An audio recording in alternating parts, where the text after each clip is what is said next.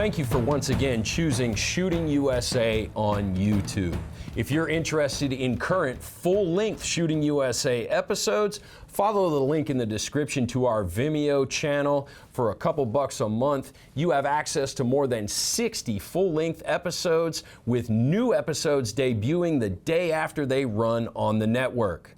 Also, remember, we'll never ask you to call or text to win a prize, so if you see comments like that, just disregard. And again, if you aren't yet subscribed, it really does help the channel. Leave a comment and a like if you enjoy the content. Now, to the content. Bend, Oregon, the high desert situated at the foot of majestic Mount Bachelor, where the Deschutes River carves through Lava Island, the remnants of the Mount St. Helens eruption from 1980. This is the backdrop for a one-of-a-kind, invitation-only three-gun match organized by Crimson Trace. With the growth of three-gun in the market, you know, a lot of people doing it. It's a fun thing to do, a different way of getting out there and shooting. You don't use lasers, though, most of the time. It's daytime. They're really not allowed under the sanctioned rules. And so we thought, how can we get in on this growth and do something fun? Well, let's do it at night. That's right. Shoot a three-gun match at night, in the dark. But that poses some unusual safety concerns. Chuck Anderson is in charge of all of it. About a third of the field of competition here is staff. We have about 40 staff running about 105 competitors. And we do it because we want to make sure that we do it safely. One key element of safety is identifying everyone in the dark. And that is solved using chem lights. Everyone wears at least two at all times on the range. The scoring format here is simple. Your time is your score, and you protect that score with center hits on the paper, fallen steel, and broken clay birds. Non-neutralized targets add time as a penalty. And at the end, there is a 5-figure prize up for grabs. We've got a $6,000 cash purse. Not prize, not product, not a little bit of this, a little bit of that. You walk out with a $6,000 check at the end of the match. You use everything Crimson Trace. You got a Crimson Trace product on each and every one of your guns. We're going to throw an extra $4,000 in there to make it an even $10,000. Not bad for 2 days worth of work. I should say not, and so let the preparations begin for everyone to shoot in the dark.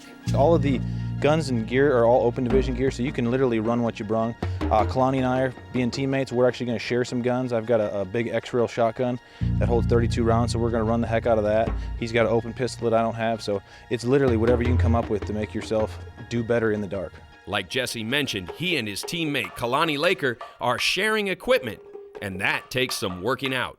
This one's perfect for shot. Is it? Yeah. Well, as long as you're not shooting slugs out to 50 or something. Yeah. This thing here, dude, lights up like a beast. Which one's that? You can shoot 200 yards. Nice. Yeah, I got one of those. This is not only a skill match, but it's also a test of equipment. So you need to test everything out there. It's hard to get ready for it. If you have the means to shoot, in low light conditions, it definitely helps. The main thing you got to do though is get your lasers set up, get your lights set up, and make sure they work. And don't just go out there and put your laser on and your light on and just shoot one mag. You got to go out there. You got to shoot a couple hundred rounds to make sure it doesn't fall off.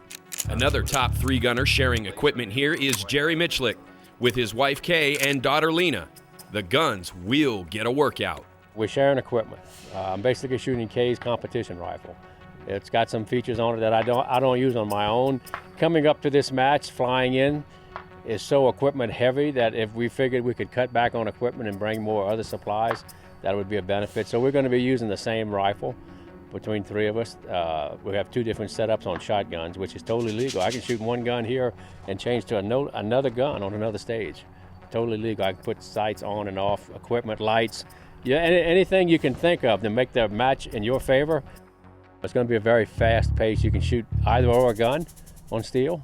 So if you want to shoot it all with a shotgun and don't even bring a pistol to the line, that's up to you. So a lot of open thought patterns here on how you want to shoot, a lot of freedom of how you do a stage, but it's going to be very fast. I can see these stages are going to be some fast stages. Defending champion Daniel Horner is also busy preparing his equipment for this one-of-a-kind match. It looks like I'm going to have to switch out my light and laser to be able to clear here. See if I can't find a better option. Daniel is flying solo at this match, and that means any help along the way is welcome. Just look, there it is, all right. A few test shots with the pistol to make sure everything is dead on. Ain't bad for 50 yards. I'll take that. I figured it was good. That's why you brought the plate back. I did. I'm gonna take that home. It's a setup that wouldn't make much sense at any other match, but here, it's perfect. With my pistol here this year, I've got a mount on a mount on a mount, just trying to get everything that I need to be able to complete the course of fire. So it's a challenge in every aspect here. Everyone has their gear as ready as it's gonna be, but there is still more hardware for each competitor to figure out. We'll look at the stage guns next. When every hour you put into it increases the rush you get out of it. When the bond between hand and gun feels as true as a perfectly placed shot. It's not by accident. It's by design. M&P, advanced by design. At the Midnight 3-Gun Invitational, the sky is the limit when it comes to prop guns. Another cool thing about this match, stage guns, like this Mark 118 from PWS with the Gemtech can. A state-of-the-art AR-style rifle and the 18-inch barrel makes it well suited to the stage it's designed into. The designated targets for this rifle are 4 steel flashers at 200 yards, seen here in the FLIR infrared. The same image competitors will see through the rifle scope, where white is hot. And the unmistakable sound of suppressed rifle fire is courtesy of the Gemtech G5 suppressor. Tearing safe, that thing's going to be probably about 140 decibels or just slightly under. 1, 2, 3, 4. The 4 rifle shots with the PWS Mark 118 are for bonus time on the stage heat stroke. Each hit is worth 3 seconds off of the final time for score, and the shots with the Mark 118 are limited. Then it's a jungle run with the shotgun on steel and clay birds. And finally, a plate rack that is shooter's option. Either shotgun or pistol. Call it up. Heat stroke is the first opportunity for defending champion Daniel Horner to put his newly improvised kit to the test. 1, 3. With 3 bonus hits from the stage rifle, he's on his way. And it's clear the light setup on his shotgun works well too. A quick load after the first array gives Daniel enough to clean the plate rack with a best for the match performance. Good run. All right, thank you. That FLIR thermal is impressive. I saw a mouse run around at 200 meters with it, so that's a great stage. It's a lot of fun mixing the night vision, the thermal, the lasers, everything. It's just a great event. Shooter. All right. The PWS M118 is not the only prop gun with the subdued sound of suppressed. There's also a Glock 17 fitted with another Gemtech suppressor found on the stage known as Noisy Neighbors. And as an added challenge, competitors don a pair of PVS night vision modules to use in conjunction with the infrared laser on the pistol and the stage rifle, another PWS offering. This time the Mark 110 short-barreled rifle. And as Noveske shooter Rob Romero moves through the stage, both prop guns run great.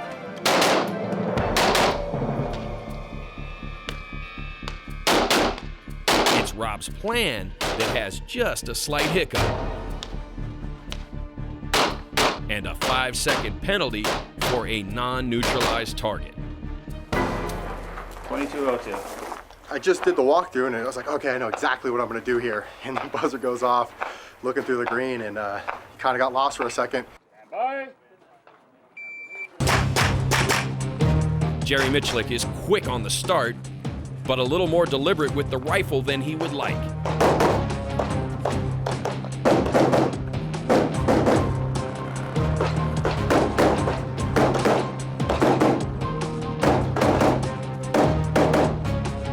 fitment with the infrared goggles gives him trouble.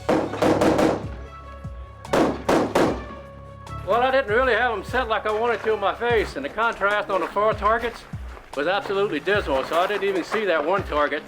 And I thought I had passed him up, and I had to hunt and peck him to find him. So not having worked with this equipment before is kind of a handicap coming through here and trying to shoot fast, so that's what it is. Daniel Horner is next on the stage, and right away his plan goes into effect.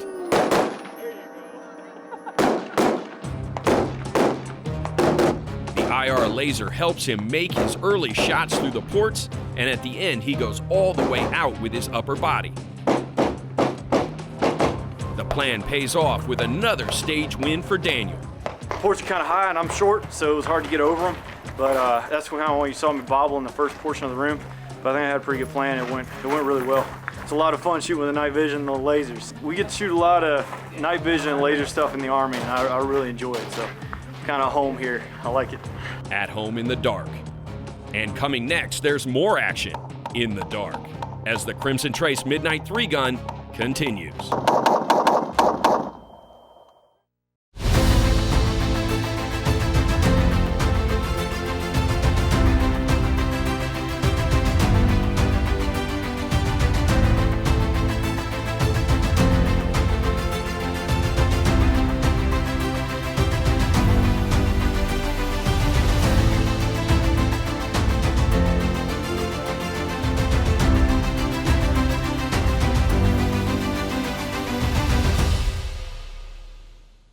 With all of the technology on display here, there is one more thing that puts this match in a league of its own.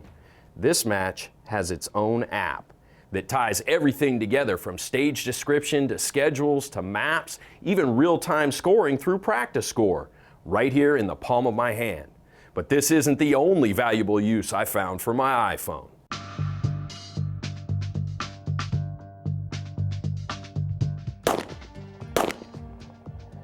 I'm not just playing around, I'm actually making television with my iPhone 5 using a Night Optics bracket and their PVS 14 night vision module.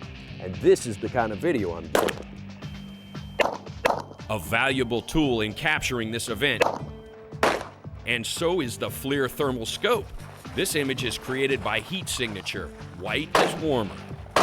And the system works the same in daylight as well as total darkness. One highlight stage gun is the FN Mark 46 version of the M249 SAW. For the match, this one is fitted with a Leupold HMMR mated to a PVS 24 infrared optic and a Crimson Trace infrared Railmaster laser. The FN M46 begins the stage called the Sawmill. Then it's pistol and shotgun across 2 bays. With all the movement, it's a great stage to view from above.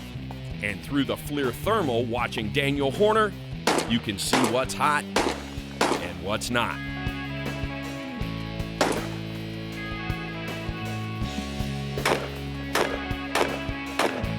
But there is one more prop gun to see. This one kicks off the stage called A Little to the Left. This is the Colt Racing CRP 18 Pro. And in night vision, the impacts from this rifle on the steel flash targets are spectacular to see and offer 3 bonus seconds each. It's another well-appointed rifle sporting the Leupold VX6 optic, seeing in the dark with the help of an AN PVS 22 night vision module, a trick rifle on a difficult stage.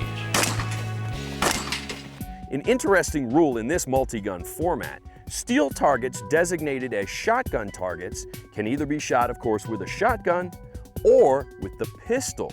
And that's going to make for some interesting planning when shooters reach the end of the stage known as A Little to the Left, where they'll face this triple plate rack. As many as 18 shots may be required to clear this target array. That plate rack is a big challenge and one that trips Daniel Horner up just a bit. When the shotgun runs dry, Daniel goes to his pistol to finish the stage.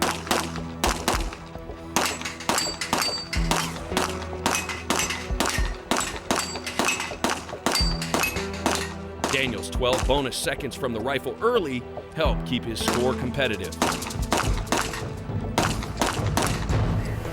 I was aiming my shotgun and just didn't want to go. Jerry Michlik is right in the mix at the front of this match, and he's off to a great start here with all 4 bonus steel hit.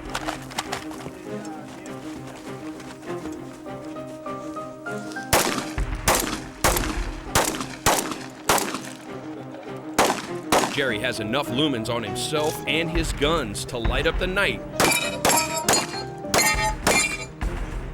And his shotgun runs as quick as it ever has in the daytime.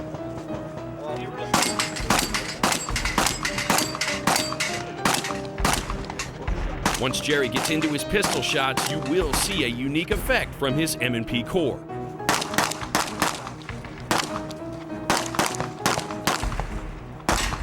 I've shot it in a bunch of matches now, and the magazines work great, and I have no problems with it whatsoever. So We did some porting too. yeah, put a quadruport on it, Magnaport. I sent it to guys there, and they fixed it up like the same that I shoot on my revolvers, and works really spectacular. In night vision, the Magna porting really becomes visual.